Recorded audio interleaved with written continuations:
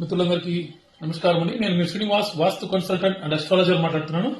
ఈరోజు వాస్తులో ఒక చిన్న టిప్స్ మీకోసం ఏంటంటే చెట్లు సైట్ లో ఎక్కడ పెట్టచ్చు అనేది. చాలా మందికి కన్ఫ్యూజన్, ఈశాన్యంలో చెట్లు పెడితే బాగా చెట్లు పెరుగుతుంది. ఫస్ట్ చెట్లు పెరుగుతుందని కాదు, మీ యొక్క లైఫ్ లో గ్రోత్ ఉందా అనేది చూసుకోవాలి.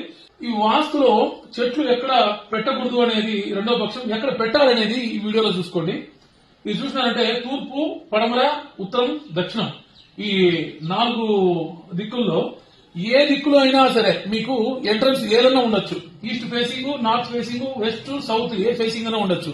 కానీ చెట్లు ఎక్కడ పెట్టుకోవచ్చు అంటే దానికి ఒకే సమాధానం, ఇక్కడ దక్షిణం సెంటర్ నుంచి పడమర సెంటర్ వరకు మాత్రమే పెట్టుకోవచ్చు. ఇది ఎందుకంటే ఒక వెయిట్ గ్రావిటీ బేస్ మీద గానీ, సెట్ బ్యాక్ స్పేస్ మీద గానీ, సైట్ లో బిల్డింగ్ కి సైట్ అంటే మీ ఇంటికి చుట్టుపక్కల కాంపౌండ్ లోపల ఉండేటువంటి స్పేస్ లో చెట్లు పెట్టాలన్నా గానీ, ఇంటికి బయట మీకు కాంపౌండే లేదు, ఇంటికి బయట చెట్లు పెట్టాలన్నా గానీ, ఎక్కడ గానీ కూడా సౌత్ నుంచి వెస్ట్ కు మధ్యలో మాత్రమే చెట్లు పెట్టుకోవాలండి. దీనికి ఎటువంటి మీరు కన్సల్టేషన్ ఎవరి దగ్గర తీసుకోవాల్సిన పని లేదు. మీ దగ్గర వేరే ప్లేస్ లో ఎక్కడ చెట్లు ఉన్నా కూడా దాన్ని తీపిచ్చేసి ఇక్కడ పెట్టుకోండి. ఇది వచ్చి నా ఫాలోవర్స్ కోసం నేను ఇచ్చేటువంటి సలహా.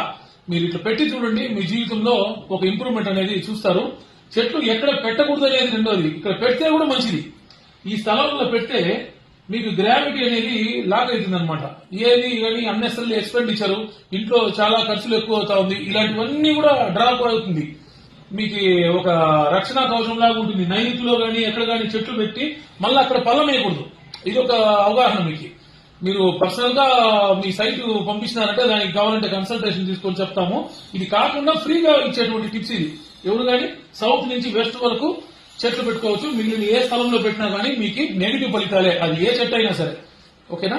ఈ వీడియో మీకు నచ్చినట్లయితే 10 మందికి షేర్ చేయండి. ఇలాంటి వీడియోల కోసము నా ఐడిని ఫాలో చేసుకోండి. ధన్యవాదాలు.